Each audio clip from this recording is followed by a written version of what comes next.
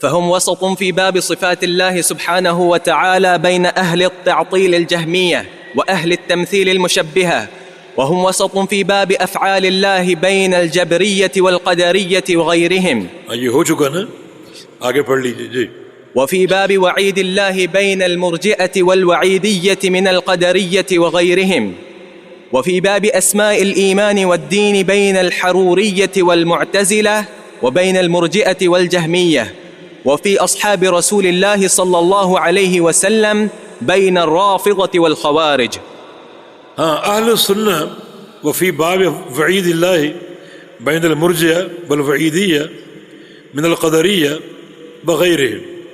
اہل السنہ جو ہیں اللہ تعالیٰ کی وعید کے تعلق سے وہ وسطیت پر قائم ہے مرجئہ اور وعیدیہ کے بیچ.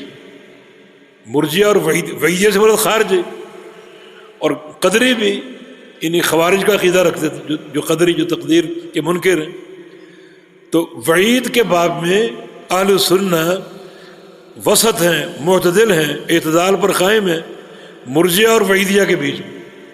مرجئہ نصوص وعد کو لے کر وعید کے نصوص کو انہوں نے فارغ کر دیا، اور وعیدیہ خوارج اور قدریہ نصوص وعید کو لے کر جو جنت کے وعدے اور اللہ کی رحمت کے نصوص ہیں ان کو فارغ کر دیا.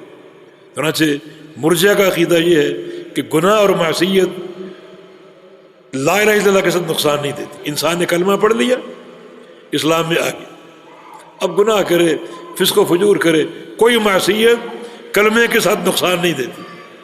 اور وعیدیہ کا عقیدہ یہ ہے کہ ایک انسان اگر ایک گناہ کا بھی ارتکاب کر لے تو اسلام سے خارج ہو کر ہمیشہ کے لیے جہنم میں داخل ہو جائے گا. اہل السنہ کا عقیدہ اس کے وسط ہے کہ ایک انسان کلمہ پڑھتا ہے، اس پر ذمہ داری ہے عمل کی. عمل ایمان کا جز ہے، ایمان کی تعریف میں داخل ہے، عمل کو ضرور کرنا پڑے گا.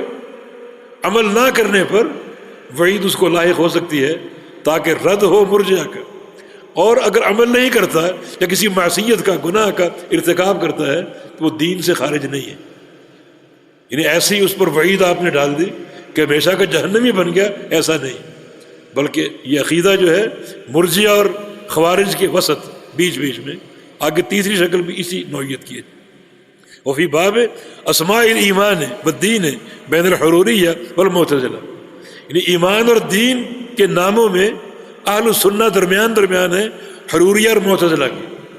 حروریہ یہ خارجی ہے. حرورہ عراق کا ایک شہر ہے، جہاں یہ جمع ہو گئے تھے تو اس شہر کی طرف ان کو منسوب کیا گیا اور حروریہ کہا گیا. مراد خوارج. اور معتزلہ چونکہ یہ الگ ہوئے تھے حسن بصری کی مجلس سے، علیحدہ ہو جانا، اعتزالہ، الگ ہو جانا، علیحدگی اختیار کرنا، اس لیے ان کا نام معتزلہ پڑ گیا. کیوں حسن بصری محدث اور فقیہ بصرہ کے ان کی مجلس سے جدا ہو گئے تھے، اور یہ واصل بن عطا کے پیروکار ہیں.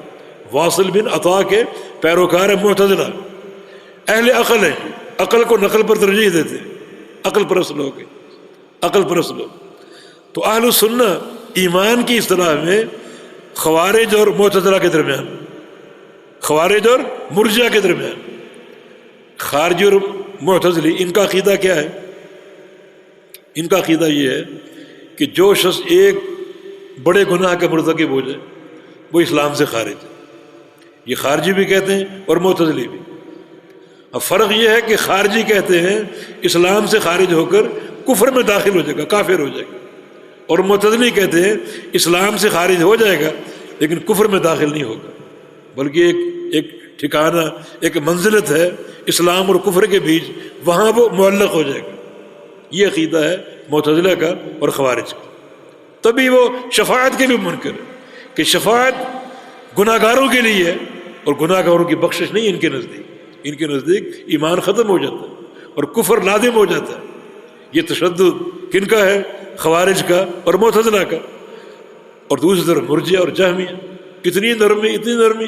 وہ کہتے ہیں کلمہ پڑھ لیا تو کوئی گناہ نقصان دہ نہیں، کلمہ پڑھ لیا جنتی، معصیت کرے، گناہ کرے، نیکی نہ کرے، کوئی نقصان نہیں. اتنا تساہل، اس قدر تفرید. لیکن اہل السنہ اس افراد و تفرید کے بیچ میں ہے کہ گناہ سے بندہ ایمان سے خارج نہیں ہوتا، لیکن گناہ کرنے سے سزا مل سکتی. یہ نہیں کہ آپ نصوص وعد کو لے کر نصوص وعید کو چھوڑ کر اس قاعدہ کلیہ پر قائم ہو جائیں، بالکل نہیں.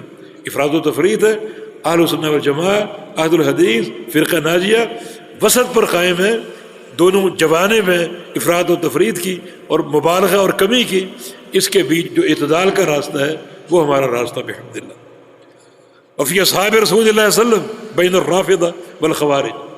اہل سنہ کا عقیدہ نبی علیہ السلام کے صحابہ کے بارے میں رافضی اور خارجیوں کے بیچ میں.